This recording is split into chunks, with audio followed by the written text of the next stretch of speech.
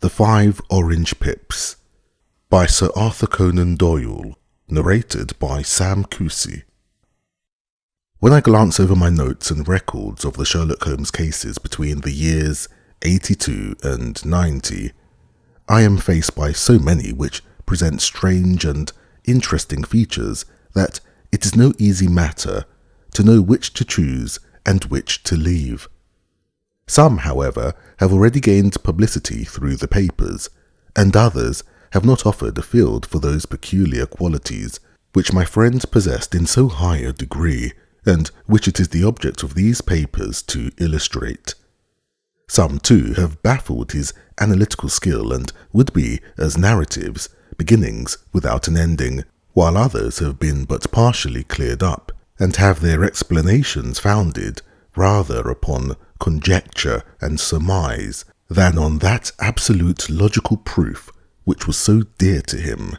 There is, however, one of these last which was so remarkable in its details and so startling in its results that I am tempted to give some account of it in spite of the fact that there are points in connection with it which never have been, and probably never will be, entirely cleared up. The year 87 furnished us with a long series of cases of greater or less interest of which I retain the records. Among my headings under this 12 months I find an account of the adventure of the Paradol Chamber, of the Amateur Mendicant Society, who held a luxurious club in the lower vault of a furniture warehouse, of the facts connected with the loss of the British bark Sophie Anderson, of the singular adventures of the Grice Pattersons in the island of Uffa, and finally of the Camberwell poisoning case. In the latter, as may be remembered, Sherlock Holmes was able, by winding up the dead man's watch, to prove that it had been wound up 2 hours before, and that therefore the deceased had gone to bed within that time, a deduction which was of the greatest importance in clearing up the case.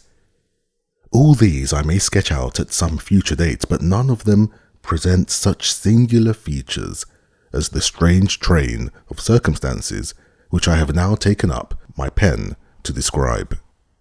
It was in the latter days of September, and the equinoctial gales had set in with exceptional violence. All day the wind had screamed and the rain had beaten against the windows, so that even here, in the heart of great handmade London, we were forced to raise our minds for the instant from the routine of life, and to recognize the presence of those great elemental forces which shriek at mankind through the bars of his civilization, like untamed beasts in a cage. As evening drew in, the storm grew higher and louder, and the wind cried and sobbed like a child in the chimney. Sherlock Holmes sat moodily at one side of the fireplace, cross-indexing his records of crime, while I, at the other, was deep in one of Clark Russell's fine sea stories, until the howl of the gale from without seemed to blend with the text, and the splash of the rain to lengthen out into the long swash of the sea waves. My wife was on a visit to her mother's, and for a few days I was a dweller once more in my old quarters at Baker Street. "Why," said I, glancing up to my companion, "that was surely the bell. Who could come tonight? Some friend of yours, perhaps?" "Except yourself, I have none," he answered. "I do not encourage visitors." "A client, then?" "If so, it is a serious case. Nothing less would bring a man out on such a day, and at such an hour. But I take it that it is more likely to be some crony of the landlady's." Sherlock Holmes was wrong in his conjecture, however, for there came a step in the passage and a tapping at the door. He stretched out his long arm to turn the lamp away from himself and towards the vacant chair upon which a newcomer must sit. "Come in," said he. The man who entered was young, some 22 at the outside, well-groomed and trimly clad, with something of refinement and delicacy in his bearing. The streaming umbrella which he held in his hand, and his long, shining waterproof, told of the fierce weather through which he had come. He looked about him anxiously in the glare of the lamp, and I could see that his face was pale and his eyes heavy, like those of a man who is weighed down with some great anxiety. "I owe you an apology," he said, raising his golden pince-nez to his eyes. "I trust that I am not intruding. I fear that I have brought some traces of the storm and rain into your snug chamber." "Give me your coat and umbrella," said Holmes. "They may rest here on the hook and will be dry presently. You have come up from the south-west, I see. Yes, from Horsham. That clay and chalk mixture which I see upon your toe-caps is quite distinctive. I have come for advice. That is easily got. And help. That is not always so easy. I have heard of you, Mr. Holmes. I heard from Major Prendergast how you saved him in the Tankerville Club scandal. Ah, of course. He was wrongfully accused of cheating at cards. He said that you could solve anything. He said too much. That you were never beaten. I have been beaten 4 times, 3 times by men and once by a woman. But what is that compared with the number of your successes? It is true that I have been generally successful. Then you may be so with me. I beg that you will draw your chair up to the fire and favour me with some details of your case. It is no ordinary one. None of those which come to me are. I am the last court of appeal, and yet I question, sir, whether, in all your experience, you have ever listened to a more mysterious and inexplicable chain of events than those which have happened in my own family. You fill me with interest, said Holmes.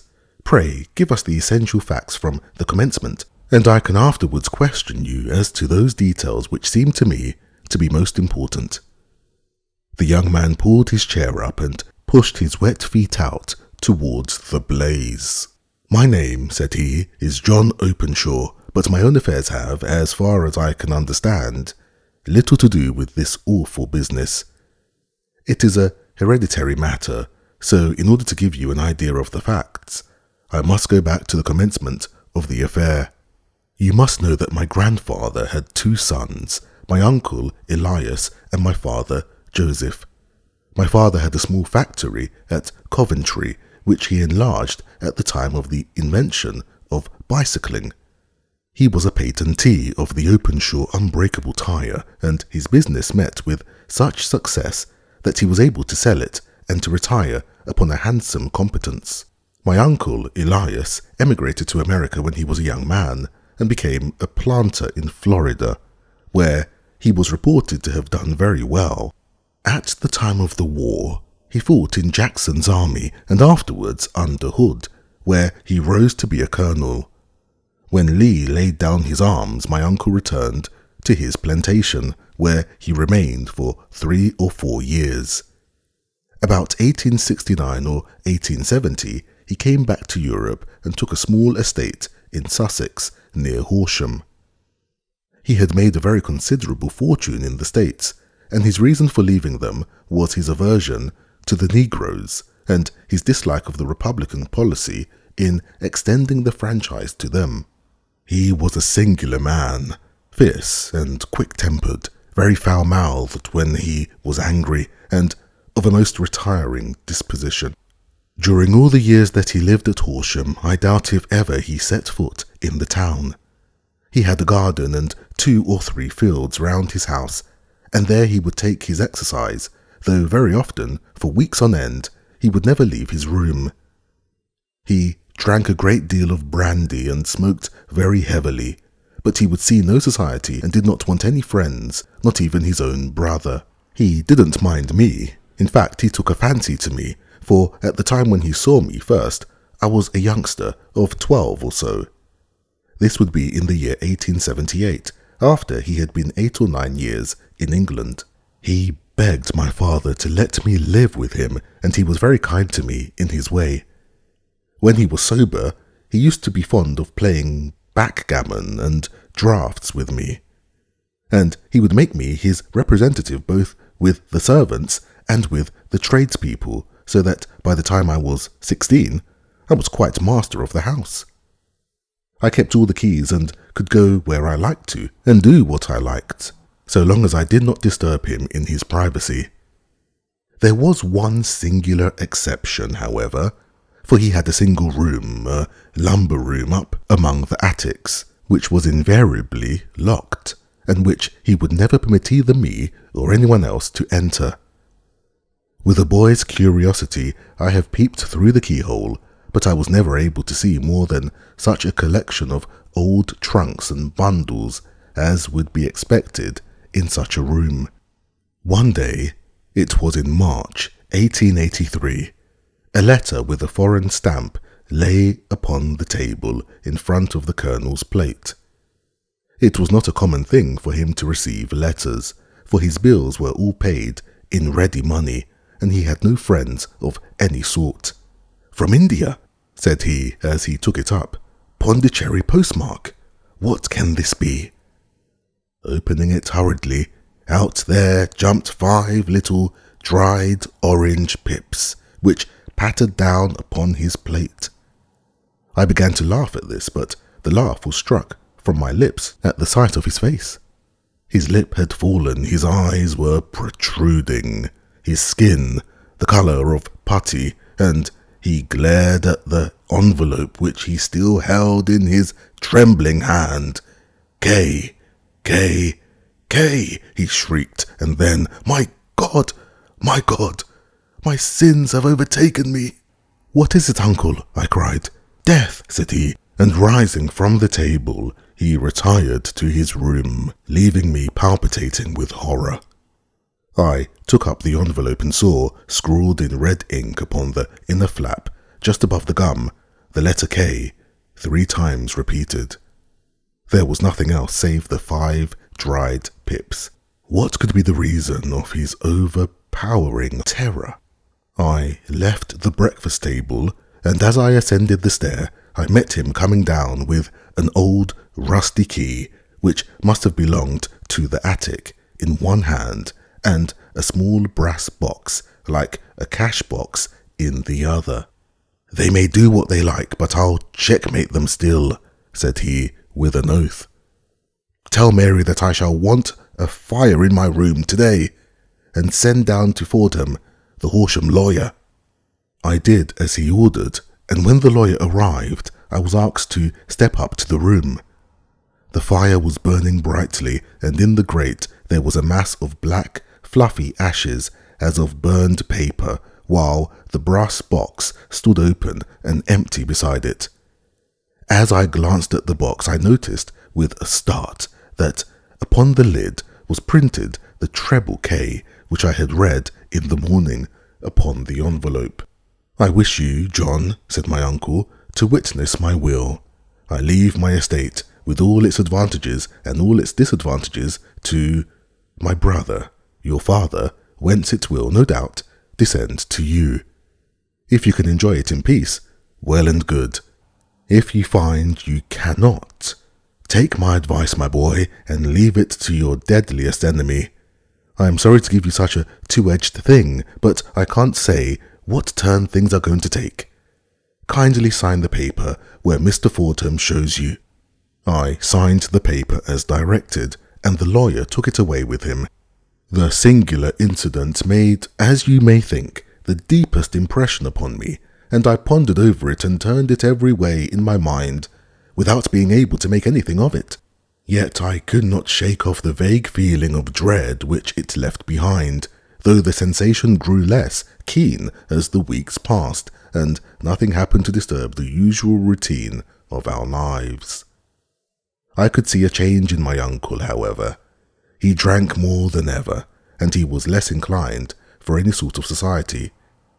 Most of his time he would spend in his room, with the door locked upon the inside, but sometimes he would emerge in a sort of drunken frenzy, and would burst out of the house and tear about the garden with a revolver in his hand, screaming out that he was afraid of no man, and that he was not to be cooped up like a sheep in a pen by man or devil. When these hot fits were over, however, he would rush tumultuously in at the door and lock and bar it behind him, like a man who can brazen it out no longer against the terror which lies at the roots of his soul. At such times I have seen his face even on a cold day, glisten with moisture as though it were new raised from a basin. Well, to come to an end of the matter, Mr. Holmes, and not to abuse your patience, there came a night when he made one of those drunken sallies from which he never came back. We found him, when we went to search for him, face downward in a little green scummed pool which lay at the foot of the garden. There was no sign of any violence, and the water was but 2 feet deep, so that the jury, having regard to his known eccentricity, brought in a verdict of suicide.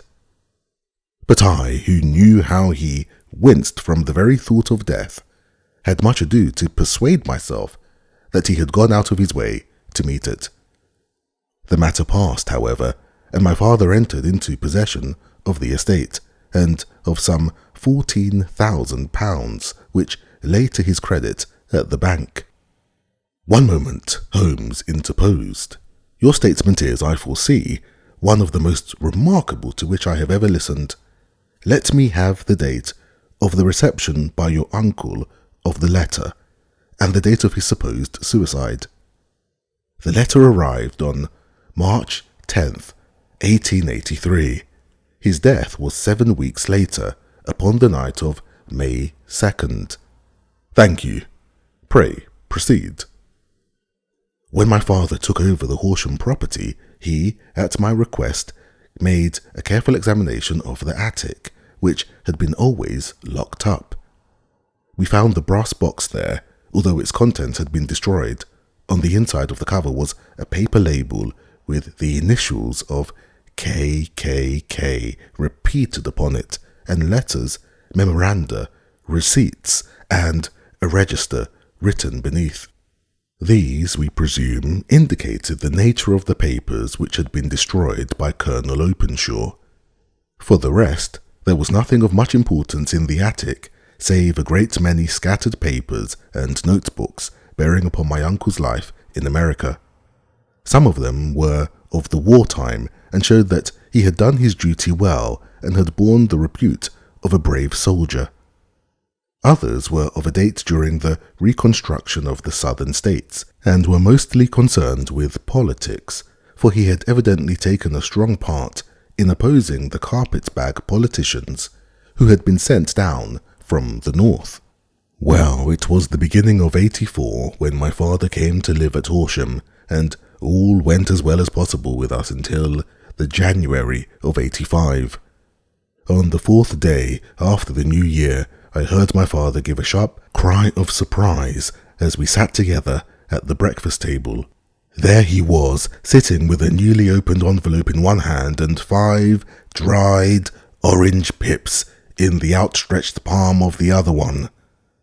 He had always laughed at what he called my cock and bull story about the colonel, but he looked very scared and puzzled now that the same thing had come upon himself.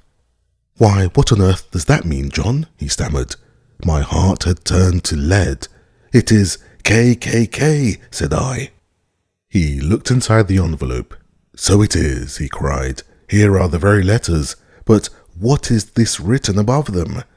"Put the paper in the sundial," I read, peeping over his shoulder. "What papers? What sundial?" he asked. "The sundial in the garden. There is no other," said I, "but the papers must be those that are destroyed." "Pooh," said he, gripping hard at his courage. "We are in a civilized land here, and we can't have tomfoolery of this kind. Where does this thing come from?" "From Dundee," I answered, glancing at the postmark. "Some preposterous practical joke," said he. "What have I to do with sundials and papers? I shall take no notice of such nonsense."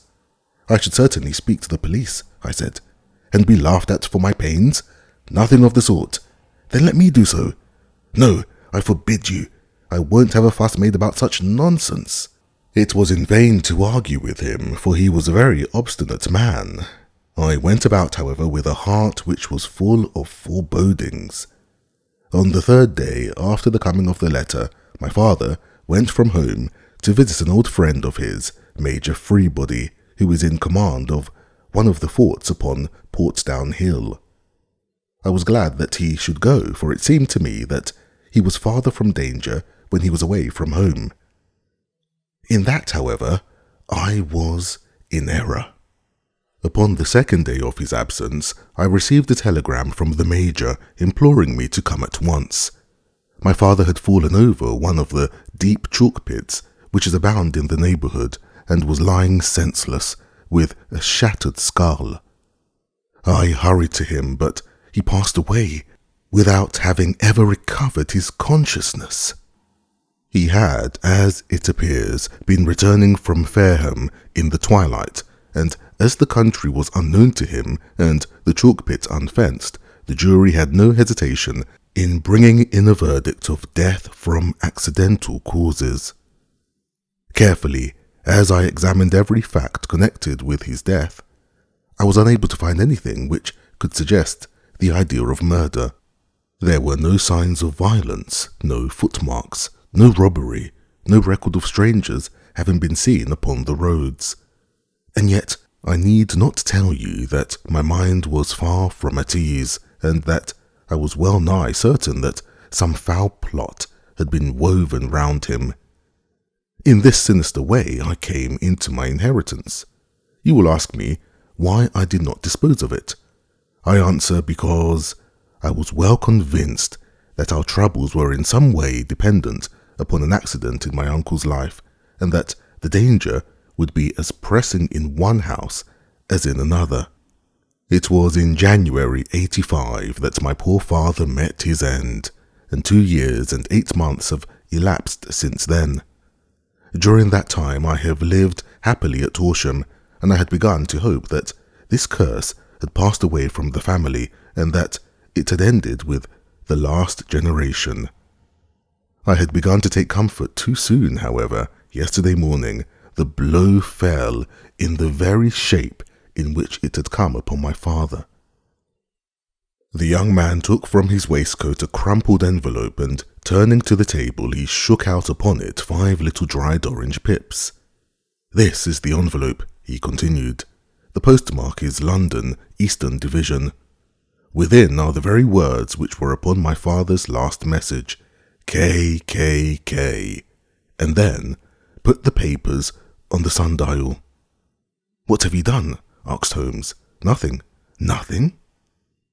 To tell the truth, he sank his face into his thin, white hands. I have felt helpless. I have felt like one of those poor rabbits when the snake is writhing towards it. I seem to be in the grasp of some resistless, inexorable evil, which no foresight and no precautions can guard against. Cried Sherlock Holmes. "You must act, man, or you are lost. Nothing but energy can save you. This is no time for despair. I have seen the police. But they listened to my story with a smile. I am convinced that the inspector has formed the opinion that the letters are all practical jokes, and that the death of my relations were really accidents, as the jury stated, and were not to be connected with the warnings." Holmes shook his clenched hands in the air. "Incredible imbecility," he cried. "They have, however, allowed me a policeman who may remain in the house with me. Has he come with you tonight?" "No, his orders were to stay in the house." Again Holmes raved in the air. "Why did you come to me?" he cried. "And above all, why did you not come at once?" "I did not know. It was only today that I spoke to Major Pendergast about my troubles and was advised by him to come to you. It is really 2 days since you had the letter. We should have acted before this. You have no further evidence, I suppose, than that which you have placed before us. No suggestive detail which might help us?"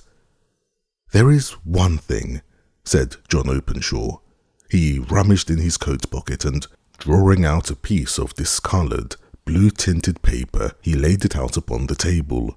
"I have some remembrance," said he, "that on the day when my uncle burned the papers, I observed that the small, unburned margins which lay amid the ashes were of this particular colour. I found this single sheet upon the floor of his room, and I am inclined to think that it may be one of the papers which has perhaps fluttered out from among the others, and in that way has escaped destruction. beyond the mention of pips, I do not see that it helps us much. I think myself that it is a page from some private diary. The writing is undoubtedly my uncle's. Holmes moved the lamp, and we both bent over the sheet of paper, which showed by its ragged edge that it had indeed been torn from a book. It was headed March 1869, and beneath were the following enigmatical notices. 4th, Hudson came, same old platform. 7th, set the pips on Macaulay, Paramore and John Swain of St. Augustine. 9th, Macaulay cleared. 10th, John Swain cleared. 12th, visited Paramore, all well. Thank you, said Holmes, folding up the paper and returning it to our visitor. And now you must on no account lose another instant. We cannot spare time even to discuss what you have told me. You must get home instantly and act. What shall I do? There is but one thing to do. It must be done at once. You must put this piece of paper which you have shown us into the brass box which you have described. You must also put in a note to say that all the other papers were burned by your uncle and that this is the only one which remains. You must assert that in such words as will carry conviction with them. Having done this, you must at once put the box out upon the sundial as directed. Do you understand? Entirely. Do not think revenge or anything of the sort at present. I think that we may gain that by means of the law, but we have our web to weave, while theirs is already woven. The first consideration is to remove the pressing danger which threatens you. The second is to clear up the mystery and to punish the guilty parties. I thank you, said the young man, rising and pulling on his overcoat. You have given me fresh life and hope. I shall certainly do as you advise. Do not lose an instant, and above all, take care of yourself in the meanwhile, for I do not think that there can be a doubt that you are threatened by a very real and imminent danger. How do you go back? By train from Waterloo. It is not yet 9. The streets will be crowded, so I trust that you may be in safety, and yet you cannot guard yourself too closely. I am armed. That is well. Tomorrow I shall set to work upon your case. I shall see you at Horsham then. No, your secret lies in London. It is there that I shall seek it. Then I shall call upon you in a day, or in 2 days, with news as to the box and the papers. I shall take your advice in every particular. He shook hands with us and took his leave. Outside, the wind still screamed and the rain splashed and pattered against the windows. This strange, wild story seemed to have come to us from amid the mad elements, blown in upon us like a sheet of seaweed in a gale, and now to have been reabsorbed by them once more. Sherlock Holmes sat for some time in silence, with his head sunk forward and his eyes bent upon the red glow of the fire. Then he lit his pipe and, leaning back in his chair, he watched the blue smoke rings as they chased each other up to the ceiling. I think, Watson, he remarked at last, that of all our cases, we have had none more fantastic as this. Save perhaps the sign of 4. Well, yes, save perhaps that. And yet this John Openshaw seems to me to be walking amid even greater perils than did the Sholtos. But have you, I asked, formed any definite conception as to what these perils are? There can be no question as to their nature, he answered. Then, what are they?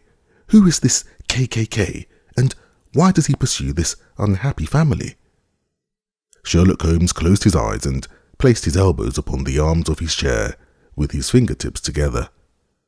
The ideal reasoner, he remarked, would, when he had once been shown a single fact in all its bearings, deduce from it not only all the chain of events which led up to it, but also the results which would follow from it. As Cuvier would correctly describe a whole animal by the contemplation of a single bone, so the observer who has thoroughly understood one link in a series of incidents should be able to accurately state all the other ones, both before and after. We have not yet grasped the results which the reason alone can attain to. Problems may be solved in the study which have baffled all those who have sought a solution by the aid of their senses. To carry the art, however, to its highest pitch, it is necessary that the reasoner should be able to utilize all the facts which have come to his knowledge, and this in itself implies, as you will readily see, a possession of all knowledge which, even in these days of free education and encyclopedias, is a somewhat rare accomplishment. It is not so impossible, however, that a man should possess all knowledge which is likely to be useful to him in his work, and this I have endeavoured in my case to do. If I remember rightly, you, on one occasion, in the early days of our friendship, defined my limits in a very precise fashion. Yes, I answered, laughing. It was a singular document. Philosophy, astronomy, and politics were marked at 0, I remember. Botany variable, geology profound as regards the mud stains from any region within 50 miles of town, chemistry eccentric, anatomy unsystematic, sensational literature and crime records unique, violin player, boxer, swordsman, lawyer, and self-prisoner by cocaine and tobacco. Those, I think, were the main points of my analysis. Holmes grinned at the last item.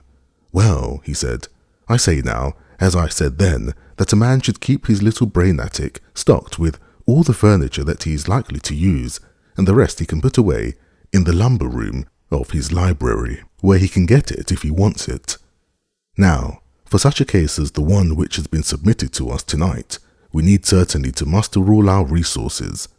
Kindly hand me down the letter K of the American Encyclopedia, which stands upon the shelf beside you. Thank you. Now let us consider the situation and see what may be deduced from it. In the first place, we may start with a strong presumption that Colonel Openshaw had some very strong reason for leaving America. Men at his time of life don't change all their habits and exchange willingly the charming climate of Florida for the lonely life of an English provincial town. His extreme love of solitude in England suggests the idea that he was in fear of someone or something, so we may assume as a working hypothesis that it was fear of someone or something which drove him from America. As to what it was he feared, we can only deduce that by considering the formidable letters which were received by himself and his successors. Did you remark the postmarks of those letters? The first was from Pondicherry, the second from Dundee, and the third from London. From East London, what do you deduce from that? They were all seaports. That the writer was on board of a ship. Excellent. We have already a clue. There can be no doubt that the probability, the strong probability, is that the writer was on board of a ship. And now let us consider another point. In the case of Pondicherry, 7 weeks elapsed between the threat and its fulfillment. In Dundee, it was only some 3 or 4 days. Does that suggest anything? A greater distance to travel. But the letter had also a greater distance to come. Then I do not see the point. There is at least a presumption that the vessel in which the man or men are is a sailing ship. It looks as if they always send their singular warning or token before them when starting upon their mission. You see how quickly the deed followed the sign when it came from Dundee. If they had come from Pondicherry in a steamer, they would have arrived almost as soon as their letter. But, as a matter of fact, 7 weeks elapsed. I think that those 7 weeks represented the difference between the mailboat which brought the letter and the sailing vessel which brought the writer. It is possible. More than that, it is probable. And now you see the deadly urgency of this new case, and why I urged young Openshaw to caution. The blow has always fallen at the end of the time which it would take the senders to travel the distance. But this one comes from London, and therefore we cannot count upon delay. Good God, I cried. What can it mean, this relentless persecution? The papers which Openshaw carried are obviously of vital importance to the person or persons in the sailing ship. I think that it is quite clear that there must be more than one of them. A single man could not have carried out 2 deaths in such a way as to deceive a coroner's jury. There must have been several in it, and they must have been men of resource and determination. Their papers they mean to have, be the holder of them who it may. In this way, you see, K.K.K. ceases to be the initials of an individual and becomes the badge of a society. But of what society? Have you never, said Sherlock Holmes, bending forward and sinking his voice, have you never heard of the Ku Klux Klan? I never have. Holmes turned over the leaves of the book upon his knee. Here it is, said he presently. Ku Klux Klan, a name derived from the fanciful resemblance to the sound produced by cocking a rifle. This terrible, secret society was formed by some ex-Confederate soldiers in the southern states after the Civil War, and it rapidly formed local branches in different parts of the country, notably in Tennessee, Louisiana, the Carolinas, Georgia, and Florida. Its power was used for political purposes, principally for the terrorizing of the Negro voters and the murdering and driving from the country of those who were opposed to its views. Its outrages were usually preceded by a warning sent to the marked man in some fantastic but generally recognized shape, a sprig of oak leaves in some parts, melon seeds or orange pips in others. On receiving this, the victim might either openly abjure his former ways or might fly from the country. If he braved the matter out, death would unfailingly come upon him, and usually in some strange and unforeseen manner. So perfect was the organization of the society and so systematic its methods that there is hardly a case upon record where any man succeeded in braving it with impunity, or in which any of his outrages were traced home to the perpetrators. For some years, the organization flourished in spite of the efforts of the United States government and of the better classes of the community in the South. Eventually, in the year 1869, the movement rather suddenly collapsed, although there have been sporadic outbreaks of the same sort since that date.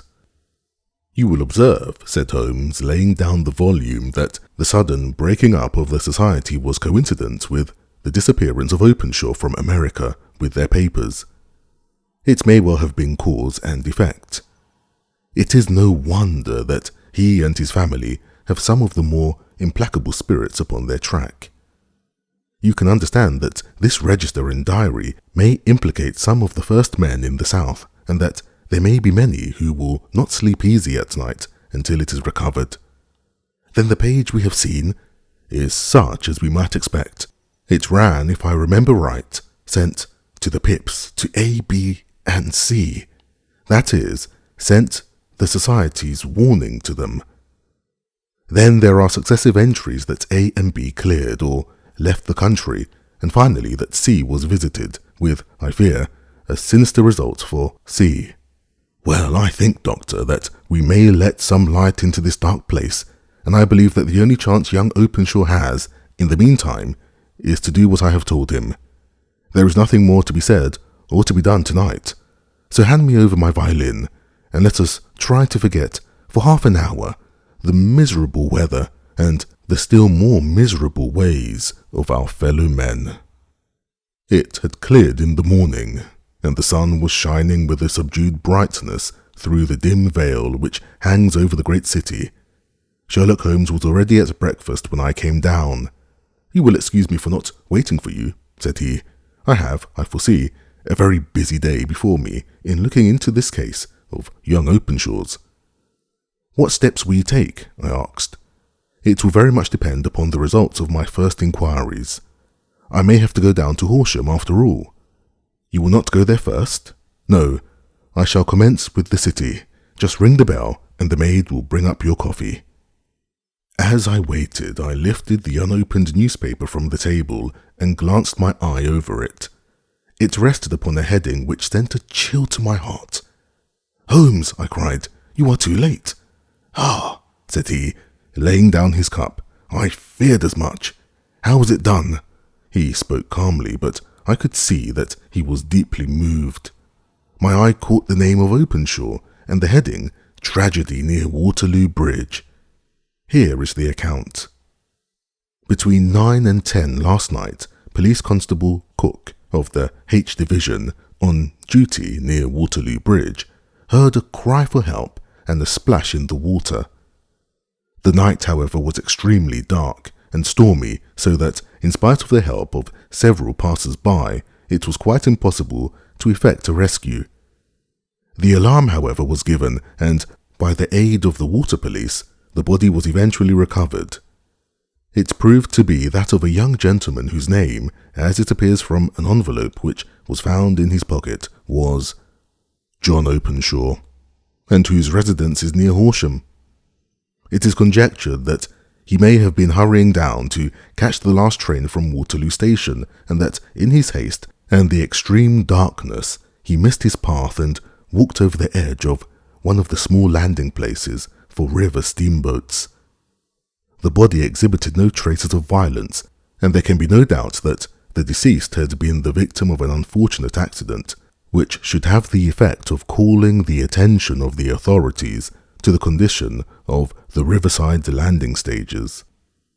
We sat in silence for some minutes, Holmes more depressed and shaken than I had ever seen him. "That hurts my pride, Watson," he said at last. "It is a petty feeling, no doubt, but it hurts my pride. It becomes a personal matter with me now, and if God sends me health, I shall set my hand upon this gang. That he should come to me for help, and that I should send him away to his death." He sprang from his chair and paced about the room in uncontrollable agitation, with a flush upon his sallow cheeks and a nervous clasping and unclasping of his long, thin hands. "They must be cunning devils," he exclaimed at last. "How could they have decoyed him down there? The embankment is not on the direct line to the station. The bridge, no doubt, was too overcrowded, even on such a night, for their purpose. Well, Watson, we shall see who will win in the long run. I am going out now. To the police? No, I shall be my own police. When I have spun the web, they may take the flies, but not before." All day I was engaged in my professional work, and it was late in the evening before I returned to Baker Street. Sherlock Holmes had not come back yet. It was nearly 10 o'clock before he entered, looking pale and worn. He walked up to the sideboard, and tearing a piece from the loaf, he devoured it voraciously, washing it down with a long draught of water. "You are hungry," I remarked. "Starving." It had escaped my memory. "I have had nothing since breakfast." "Nothing?" "Not a bite." "I had no time to think of it." "And how have you succeeded?" "Well, you have a clue?" "I have them in the hollow of my hand.